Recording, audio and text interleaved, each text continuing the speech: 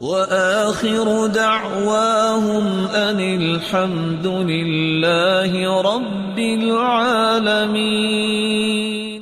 آپ بھی دیکھ رہے ہیں اور سن بھی رہے ہیں، آپ کو پسند ہے کہ قرآن و سنت کی منہج کی جو بات ہے وہ ہمارے دل میں پختہ ہونی چاہیے۔ بتائیے پھر شب برات کیا ہوتی ہے؟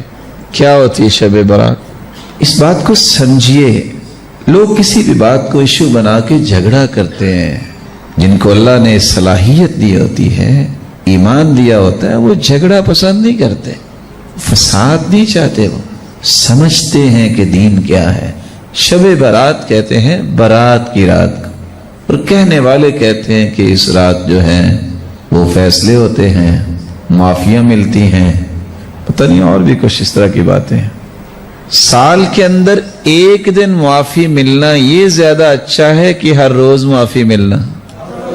فیصلہ کریے۔ صحیح بخاری اور صحیح مسلم کی روایت ہے، ينزل ربنا تبارک وتعالی كل ليلة إلى سماء الدنيا حين يبقى ثلث الليل الآخر۔ ہر رات اللہ ذوالجلال آسمان دنیا پر نزول فرماتے ہیں جس طرح اس کی شان کو لائق ہے۔ کب؟ جب رات کا تہائی حصہ باقی رہ جاتا ہے۔ اللہ ذوالجلال کیا فرماتے ہیں؟ کوئی ہے گناہوں کی بخشش چاہنے والا، میں اسے معاف کر دیتا ہوں۔ کوئی ہے جو مانگنے والا، میں اسے عطا کر دیتا ہوں۔ کوئی ہے رزق کا طالب، میں اسے مال میں فراوانی عطا کر دیتا ہوں۔ یہ سلسلہ کب تک چلتا ہے؟ فَلَا يَزَالُ كَذَلِكَ حَتَّى يَضِيءَ الْفَجْرُ۔ جب تک صبح کا وقت نہیں ہو جاتا، مالک الملک اپنی مخلوق سے کہتے ہیں آ جاؤ، کوئی ہے، میں اس کی خواہش اور تمنا کو پورا کر دیتا ہوں۔ تو ہر رات جو ہے گناہوں سے برات مل سکتی ہے، یہ اچھا ہے کہ کسی ایک رات کو خاص کیا جائے۔ اور پھر وہ حدیث بھی جو ہے، جیسا کہ آپ کے سامنے بھائی نے بیان کر دیا کہ وہ حدیث کو بھی علماء نے ضعیف کہا، اگرچہ کچھ نے صحیح بھی کہا، اور یہاں بخاری مسلم کی روایت۔